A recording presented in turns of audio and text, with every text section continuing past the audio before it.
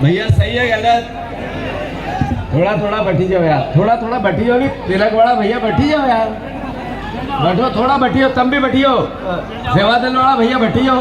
एक दूसरे से सब हाथम बात पड़ी रही है जैसे लड़ाई करी है। चल बैठियो बैठियो बैठियो, सगड़ा बैठियो, तुम भी बैठियो। भारत माता की। थोड़ा थका हुआ दिख रहा है। भारत माता की। थका हुआ दिख रहा है। भारत माता की। अब तुम तो जागे पर मंच वाला थका हुआ दिख रहा है। जय जवान, जय जवान, जय जवान। मंच पर विराजित आदरणीय हरीश चौधरी जी पहली बार राजगढ़ प्रभारी बनने के बाद आ रहे हैं। उनके जोरदार तालियों से स्वागत बनता है कि नहीं बनता है? मंच पर विराजित भैया भैया ओ काका बैठो, अब थोड़ी देर मदद करो, अब थोड़ी देर मदद कर दो दीदो, और तुम भी बैठी जाइए जो हमारा धड़ा। सही है कि गलत? थोड़ो अनुशासन बढ़ाणु है, थोड़ो मदद कर दो, थोड़ी में काम ही जाए थोड़ा में। अब मैं मंच पर विराजित अभी कह रहे थे कि हमारे आदिवासियों के शेर, अरे आदिवासियों के बब्बर शेर उमंग सिंगार जी के लिए जरा जोरदार तालियां बजाओ। हरीश जी अभी संगठन सृजन हुआ, अखबार वाले भी बड़े खुश थे, भारतीय जनता पार्टी भी काम पे लग गई थी। जीतू पटवारी, उमंग सिंगार, प्रियवत सिंह और मेरा सबसे लाडला युवा दिलों की धड़कन, और हर बड़ा हो छोटा हो, अरे यहाँ तक कि बीजेपी वालों के दिल के भी पास में पसंद आने वाला व्यक्ति जयवर्धन, ये सब एक साथ दिख रहे कि नहीं दिख रहा है? अखबार वाले भैया आप देख लो, फोटो खींच लो, और बीजेपी के मोहन यादव के जनसंपर्क को जरूर दे देना कि कांग्रेस में कोई गड़बड़ नहीं है, गड़बड़ उधर ही है। उधर ही है कि कैलाश विजयवर्गीय किसको शिकायत करने जाता है, उधर ही है कि शिवराज सिंह चौहान मोहन यादव को कब हटाना चाहते हैं, उधर ही है कि प्रहलाद पटेल जो आम आदमी को यह भिखारी कह के गया था, वो उनकी एक पहिए का कुर्सी का पहिया, मुख्यमंत्री की कुर्सी का पहिया कैसे खींच रहा है। उधर ही है कि क्या राकेश सिंह जी कर रहे हैं। उधर ही है कि बीजेपी के सब लोग मोहन यादव को अस्थिर करने में लगे। सही है कि गलत?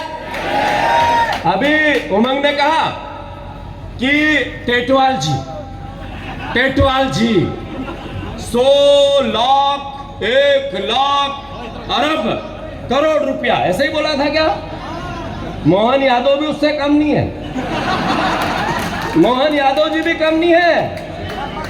मंच पर विराजित सभी हमारे विधायकगण, सभी जिला अध्यक्षगण, सभी हमारे, मैं नाम लूंगा, मैं ही रोक रहा था सबको तो गलती हो जाएगी, सब मेरे परिवार के लोग, पूर्व विधायकगण, हमारे जनपद जिला पंचायत सारे परिवार के साथी, हमारी बहनें, युवा कांग्रेस, MSUI मंडल के हमारे अध्यक्षगण, सभी सरपंचगण, जनपद जिला पंचायत के सभी सदस्यगण, पूर्व सदस्यगण और सभी आप परिवार के साथीगण।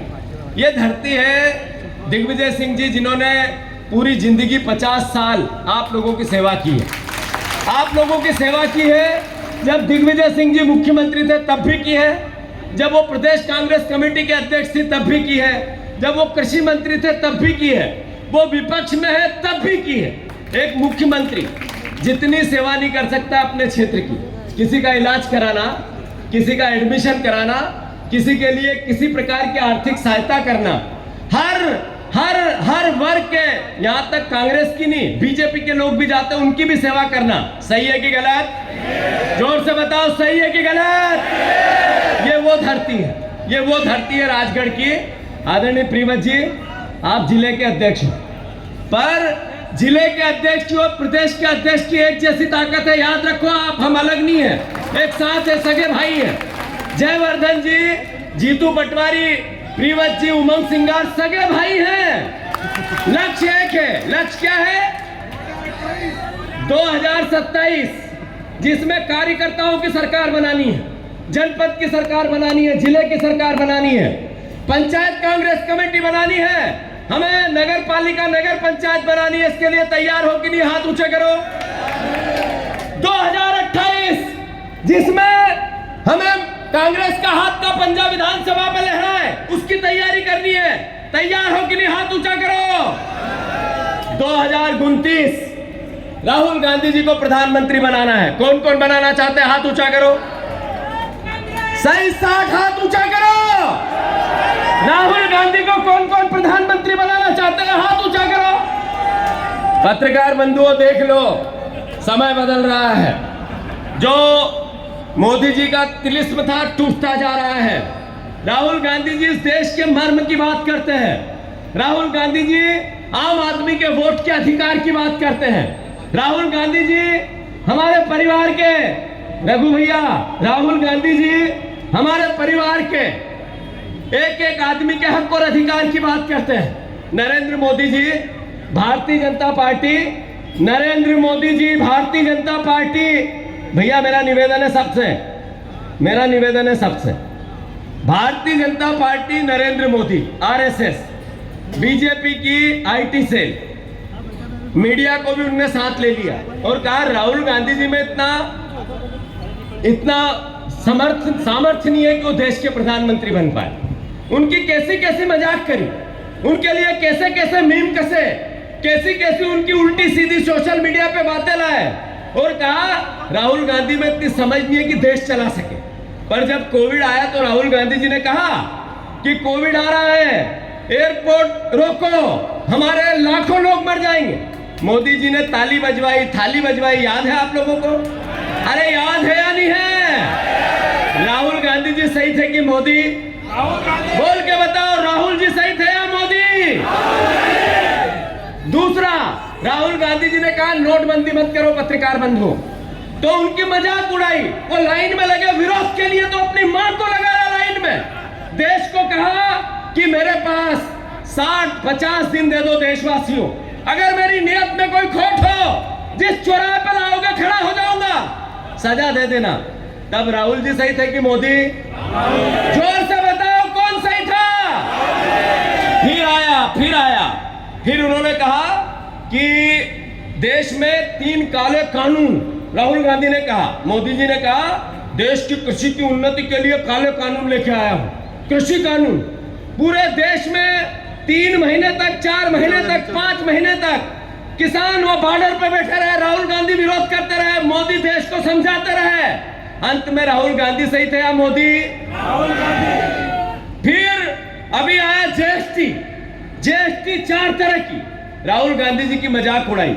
9 साल तक लोगों को चूसते रहे, व्यापारियों से लूटते रहे, हर तरह की अराजकता करते रहे, हर तरह का व्यापार समाप्त हो गया और राहुल गांधी जब उसका विरोध करते थे तो उनकी मजाक उड़ाते थे। फिर जीएसटी में जो राहुल गांधी ने कहा वही आखिरी 9 साल बाद मोदी जी की पिछली अकल में अकल आई और वही किया जो राहुल गांधी ने कहा। सही है कि गलत? फिर जातिगत जनगणना, याद है पत्रकार भाइयों? जातिगत जनगणना, जात पात की जो करेगा बात उसको मारूंगा मैं लात, ये गडकरी जी ने कहा था। कटोगे भटोगे तो कटोगे। वो गंजे से एक मुख्यमंत्री है यूपी के, भगवा में, वो कह रहे थे। सही है गलत? बात इतनी है, हर देश के प्रधानमंत्री का सम्मान है, देश के हर मुख्यमंत्री का सम्मान है, पर आखिर एक विपक्ष का नेता आवाज देता है कि इस देश में वोट चोरी हो रही है, तो क्यों कह रहा है? कोई चुनाव है क्या? कोई ये राजनीतिक मुद्दा है क्या? जब राहुल गांधी जी इस पीड़ा को देश के सामने ला रहे हैं तो चुनाव आयोग जवाब नहीं देता। जवाब देता बीजेपी का अनुराग ठाकुर, जवाब देते बीजेपी के प्रवक्ता, जवाब देते नरेंद्र मोदी, जवाब देते अमित शाह। चुनाव आयोग का काम आप क्यों कर रहे हो? अगर चुनाव आयोग निष्पक्ष है, देश का विपक्ष का नेता आवाज दे रहा है, गलती बता रहा है, साक्ष्य दे रहा है, तो चुनाव आयोग को बात करनी चाहिए। बीजेपी क्यों करती है? चोर की दाढ़ी में तिनका है या नहीं है? बात इतनी है, बात इतनी है। एक ही उदाहरण है जिससे समझ लो कि राहुल गांधी सही है और आपके मुंह में जबान लाओ, बोलो, जगह जगह बात करो, होटलों पे बैठो, होटलों पे बैठो, पत्रकारों में बैठो, डरो मत। राहुल गांधी एक सच्चा नेता है, याद रखो इस बात को। राहुल गांधी जिन्होंने कहा कि वोट चोरी हो रही, तो ऐसे ही नहीं कहा। पहले मुख्य निर्वाचन आयुक्त की नियुक्ति होती थी, उसमें 3 लोग होते थे। एक होते थे देश के प्रधानमंत्री, एक होते थे देश के विपक्ष के नेता, और तीसरा आदमी होता था जो सर्वोच्च न्यायालय का मुख्य न्यायाधीश होता था। मोदी जी आए, उन्होंने मुख्य न्यायाधीश को अलग किया, अमित शाह को उसकी जगह बिठा दिया। अब 2 लोगों का चयन करना 3 में से, एक है अमित शाह, दूसरा है नरेंद्र मोदी। वो अपने आदमी को बिठाएंगे जो उनकी सुने, या राहुल गांधी के आदमी को बिठाएंगे, या निष्पक्ष आदमी को बिठाएंगे। पहला क्राइम नरेंद्र मोदी ने किया, भारतीय जनता पार्टी ने किया, प्रहार किया उन्होंने लोकतंत्र की मर्यादा पे, उन्होंने आपके वोट के अधिकार पे। ये देश 80 साल आने वाले अगले साल, अगर अमर है इसका लोकतंत्र, तो वोट पे विश्वास है लोकतंत्र पे, संविधान पे भरोसा है, हमें न्याय मिलेगा। आम आदमी में इसकी इच्छा शक्ति है। राहुल गांधी अगर इसकी बात करते हैं, इसकी लड़ाई लड़ते हैं, तो कोई गलत करते हैं? अरे गलत करते हैं क्या? तो फिर से राहुल गांधी प्रधानमंत्री बनना चाहिए कि नहीं बनना चाहिए? प्रधानमंत्री राहुल गांधी पत्रकार बंधुओं बनना चाहिए। आवाज आने लगी है। मैं अनुरोध करना चाहता हूं, हमारे भाई ने बहुत बात कही, बहुत बातें भी हुई, पर हमारे मोहन यादव की बात तो करनी पड़ेगी यार। करनी चाहिए कि नहीं करनी चाहिए? मंच बताओ, करनी चाहिए कि नहीं करनी चाहिए? रघु भैया, मोहन भैया भाषण देते हैं अपना मोहन भैया भाषण दे, पड़ोस का है, अपना जैसा विधायक था, यहाँ का प्रभारी मंत्री था, बाहर से ज्यादा तो तम जानो। सही है गलत? अभी चंदर किरो तो कही कि 5000 रुपया सर सर्किट हाउस में बैठे रहता था। सही है कहीं यह बात? महकनी माले में हूं किरो भैया, मेरे को मत फंसवा देना चंदर, क्योंकि मेरे खिलाफ वो पुलिस और एसपी को लगाए रखता है, एफआईआर कर देगा नहीं तो। सही है गलत? पर मोहन यादव जी से अभी एक खेत में गए हरीश भैया, मोहन यादव जी सोयाबीन के खेत में, तो कहने लगे अरे तुअर का डांडला ना मके कहीं दिखाओ यार, तुअर का डांडला बहुत देखा मैंने। अरे भैया थका तुअर का डांडला नहीं बताएं, थके नहीं तुअर का बीमा का पैसा को हिसाब बताएं, थके तुअर नहीं निकली रही को मुआवजो तो यो बताएं, तने यूरिया नहीं दियो देखे तुअर की यह हाल लिखी यो बताएं, थारे यो बताएं कि खेत में इतना इतना कीचड़ है। अब वहां जगह ना हेतुआ हाईवेस्टर उतरे ना छोटी मशीन उतरा, काटना मन मेरा पैसा लागी रहा है, यो बताए। सही है कि गलत? अरे ये बताओ मुझे, ये तुअर के डांडले दिखते हैं, ये तुअर के डांडले तो आपने देखे, पर इसमें सोयाबीन नहीं दिख रही, वो नहीं दिखी मोहन भैया, वो नहीं दिखी आपको? अरे प्याज कुड़ लगाओ, जरा हाथ ऊंचो करो, ये प्याज देना जरा, ये प्याज टीका घरा भी रखा है वो दो, जरा रुको जरा, ये प्याज बोल सर हरीश भैया, ये प्याज लगाने पड़ते हैं। पहले रखी दो दादा, रखी दो, पहले इसका कण उड़ाना पड़ता है, 2 महीने तक कण की व्यवस्था देखो, बड़ी नहीं जाए, ढंग से पानी फेरो, सवेरा में से उठी 5 बजे को पानी फेरो, फिर देख लो दवा से उड़ो जिससे कण में बीमारी नहीं लागे, 2 महीना तक उनकी देख रेख करो, फिर रोपा निकालो, रोपा चोपो, 4 महीने तक उस कांदे को प्याज को सही करने के लिए फिर उसमें दिन रात मेहनत करो, फिर प्याज को निकाल लो, अगर पानी वानी और सब नहीं गिरा तो उसको निकाल लो, और फिर घर में ले जाओ, फिर नीचे पंखे लगाओ, फिर ऊपर पंखे लगाओ, फिर जाली लगाओ, फिर उसमें भरो, और फिर 6 महीना तक उसकी देख रेख करो। सही है कि गलत? ऐसे बच्चा भी 9 महीने उसकी भी देख रेख करनी पड़ती, इसकी 11 महीने देख रेख करनी पड़ती। सही है गलत? अभी प्याज के भाव है 4 रुपए से 8 रुपए, और इसकी लागत है 12 रुपए से 14 रुपए। सही है कि गलत? पहले के मुख्यमंत्री थे शिवराज जी, उनकी मैं तारीफ करूंगा। जब भी हम प्याज की बात, मैंने एक प्याज का आंदोलन किया था, याद है बहुत साल पहले, तो उन्होंने कहा भावांतर योजना लाएंगे, कहा था। जब मैंने गेहूं की बात की तो दिया नहीं मैंने, पर चुनाव के पहले झूठ जरूर बोल दिया कि 2700 देंगे। सही है कि गलत? ये मोहन यादव जी ऐसा मुख्यमंत्री बने हो, कभी भिखारी जी नहीं कही बात। अरे प्रदेश में कर्जों है, तो एक मुख्यमंत्री की एक ललक होती है कि मुझे अवसर मिला है, मैं कर्ज कैसे कम करूं, इसके लिए कैसे प्रयास करूं, कैसे प्लानिंग करूं, कैसे अधिकारियों के साथ बैठूं और फिर उसके लिए सुधार करूं। ये अक्ल नहीं आती। कर्ज कैसे लूं और कर्ज का ब्याज कर्ज लेके कैसे दूं, और वो कर्ज लेके कैसे कैसे बड़ा पांडाल लगाऊं, बड़ा माइक लूं और फिर उस पे भाषण दूं। भाषण क्या देते हैं, भाषण क्या देते हैं, और का भाषण, मुख्यमंत्री के भाषण सुनो, आप भी सुनो, पत्रकार बंधु आप भी सुनो। और जय महाकाल बाबा की, नर्मदे हर। देखो भैया, हम तो गांव का आदमी है, हम तो फ्री फंड में पर्ची से मुख्यमंत्री बन गया है। देखो बाबा महाकाल और समय का काल का चक्र है। आज मैं हूं, कल और होगा। एक बूंद, एक कार्यक्रम में गए तो बूंद पानी की बूंद, खून की बूंद। और यहाँ देखो मस्तिष्क पे, तो यहाँ भी बूंद। मैंने पूरा भाषण सुना, कहना क्या चाहते हो तो समझ ही नहीं आया कि क्या कहना चाहते हैं। मतलब धार्मिक बातें, पुरानी बातें, प्राचीन काल की बातें, इनका हम सम्मान करते हैं, पर आज की बातें, आधुनिक बातें, भविष्य की बातें, युवाओं की बातें, किसानों की बातें, गरीबों की बातें, लाडली बहनाओं की बातें, ये कब करोगे भैया? केवल प्राचीन बातें, केवल महाकाल की बातें, केवल समय काल की बातें। मुख्यमंत्री जी विदेश गए, विदेश, तो वहां पे लोग इकट्ठे हुए, विदेश के जो मध्य प्रदेश के हैं वो इकट्ठे हुए। इनने कहा कि देखो भैया, आ जाओ आप तो मध्य प्रदेश में और जेब भर के चले जाओ, हमने दरवाजे खोल दिए। वाह यार, अच्छा मुख्यमंत्री मिला है, जेब भरने के लिए मध्य प्रदेश और चले जाओ उसके लिए मध्य प्रदेश, और आपको 50% कमीशन दे दे इसके लिए मध्य प्रदेश, और ये बहनों का पोर्टल नहीं खोलेंगे जिनके लिए और भी लाडली बहना को लाभ मिल जाए। 3000 रुपए आपने कहा था कि हम लाडली बहना को देंगे, आपने 3000 के लिए 1200 दे रहे हैं। 1800 की चोरी कर रहा है कि नहीं कर रहा है? जो बहू है उसके घर में सास है, जिसकी उम्र 60 साल से ऊपर है, उसको पेंशन नहीं मिलेगी। जिसको पेंशन मिलेगी उसकी पेंशन 600 रुपए मिलेगी। तो क्यों? बहू को वोट लेना था तो 1200 और सास को 600। ये अन्याय है या नहीं है? जो हमारे बुजुर्ग हैं, जो हमारे विकलांग हैं, इनको 600 पेंशन, इनको 3000 क्यों नहीं मिलनी चाहिए? इनको 1500 क्यों नहीं मिलनी चाहिए?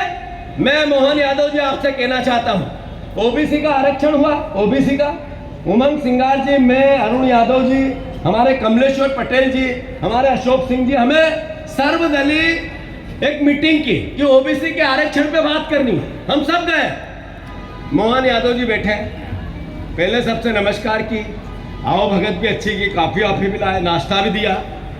पर जो मूल भावना थी कि कमलनाथ जी ओबीसी का आरक्षण 27% लेके आए, आपकी सरकार ने 100 करोड़ रुपए वकीलों को दिए इसलिए कि वो आरक्षण लागू न हो। इसका निपटारण करने के लिए आपने हमें बुलाया, हम आपका साधुवाद करते हैं मोहन यादव जी। पर उसके बाद आज 1 महीना हो गया, एक भी कदम आगे नहीं बढ़ा। आप लोगों ने देखा था वो वीडियो जो मोहन यादव के साथ मैंने दिया था, देखा था वो। हमने सरकार का स्वागत किया, हमने कोई ईगो नहीं रखा, अहंकार नहीं रखा। सरकार ने कहा, मुख्यमंत्री ने कहा हम लागू करना चाहते हैं, आप आओ। हम दौड़ के गए, कैसे हमने जो कानून लाया वो लागू हो।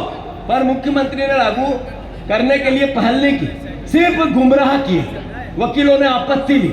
मैं आप सबसे आग्रह करना चाहता हूं कि मोहन यादव जी से सवाल करो कि नशा प्रदेश में बहुत है, तो मुझे वो कहते हैं कि रात की डाल ली थी इसलिए सुबह बताते हैं कि नशा है। बताओ घड़ी घड़ी दारू मिला कि नहीं मिला है? अरे मिला कि नहीं मिला? पत्रकार बंधु आप बताओ, मध्य प्रदेश में ड्रग्स का एक मायाजाल फैल गया कि नहीं फैल गया? जो शराब है सब बीजेपी के लोग करते हैं कि नहीं, उसके पीछे का धंधा। अभी बता रहे थे कि हमारे एक विधायक जिनके घर पे 3 करोड़ से 5 करोड़ का जुआ चलता है और 5 लाख रुपए हर दिन की नाल कटती है। मैं गलत तो नहीं बोल रहा हूं?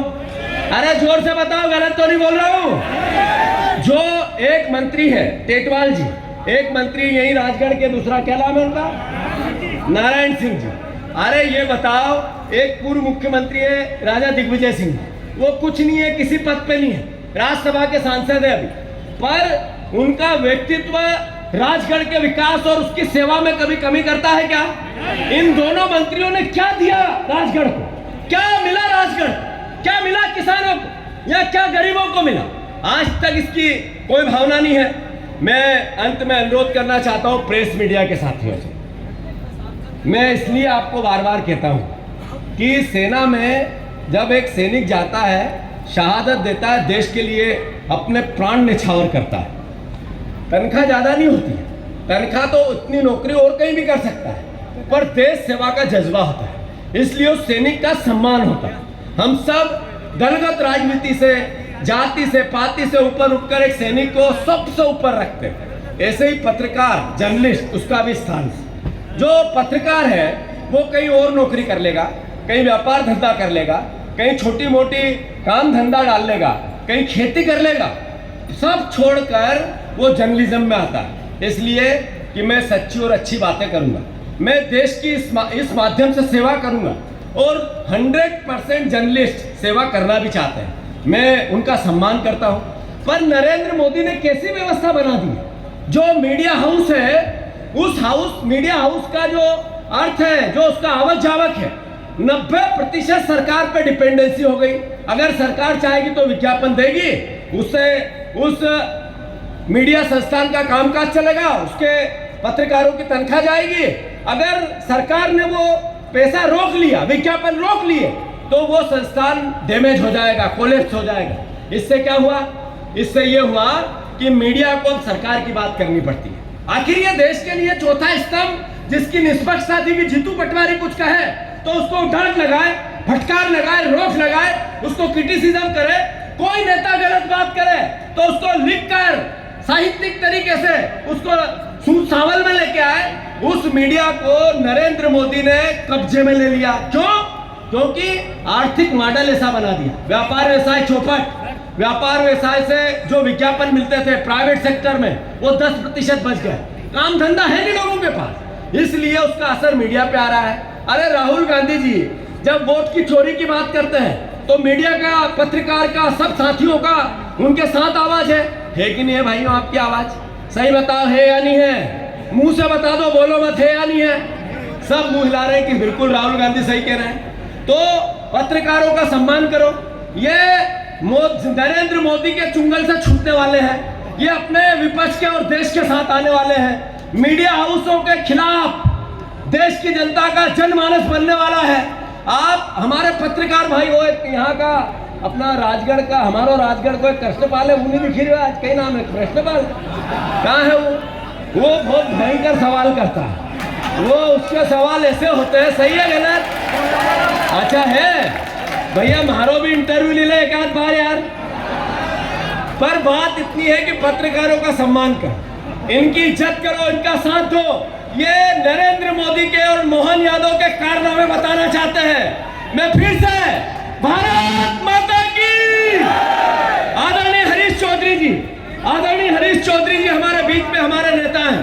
हम सब एक साथ हरीश चौधरी, वो आप लोगों के बीच में अपना भाषण करेंगे। सब अपनी जगह बैठ जाओ। भारत माता की बोलो, बाबा रामदेव जी महाराज की। अब यहाँ क्यों बुलाई मैंने? इसलिए बुलाई कि हरीश चौधरी जी बाबा रामदेव जी महाराज की धरती कश्मीर से आते हैं, ये बाड़मेर जिले से आते हैं, जहाँ बाबा रामदेव जी महाराज की जन्मस्थली है। और आज बाड़मेर से चलकर हमारे प्रदेश के प्रभारी हमारे बीच में आए, ताली बजा के हम उनका स्वागत करें साथियों। और जो साथी खड़े, कुशालदा बैठिया, भी बाड़मेर से चल के आया, तो नाटाराम जाबा की कर रहे हो? जो साथी बैठ जाओ, दादा और बैठ जाओ वहां पे, सब बैठ जाओ। अरे भी बाड़मेर से चल के आया, बाबा रामदेव जी के यहाँ से था, रामदेवरा जा नहीं रियाणी साल, जो नहीं किया भी उनकी बात सुनो।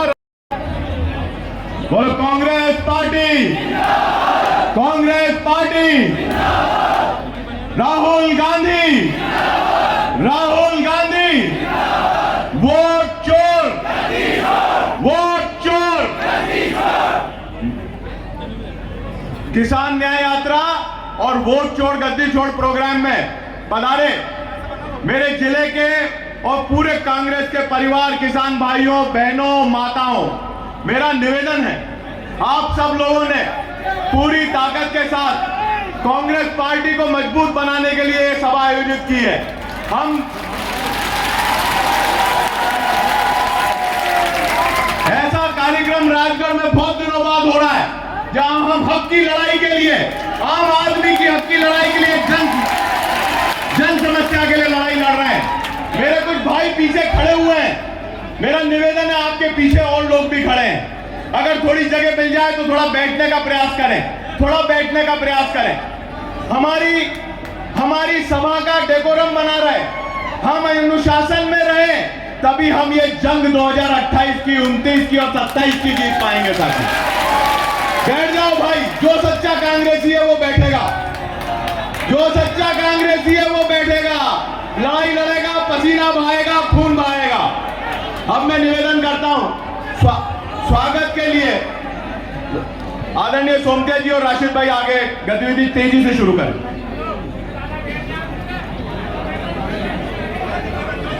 अतिथि देव भव की परंपरा निभाते हुए मैं दरबार साहब आदरणीय जिलाध्यक्ष पेवर सिंह साहब से अनुरोध करूंगा, हमारे अखिल भारतीय कांग्रेस कमेटी के महासचिव और हमारे प्रभारी श्री हरी चौधरी साहब का मान्य परंपरा अनुसार साफे स्वागत करें। और यूथ कांग्रेस अध्यक्ष जी, क्योंकि आज गांधी जी आज भी प्रासंगिक हैं, इसलिए गांधी जी की प्रतिमा हमारे युवक कांग्रेस अध्यक्ष जी, हमारे राष्ट्रीय महासचिव, हमारे प्रभारी महोदय को देंगे।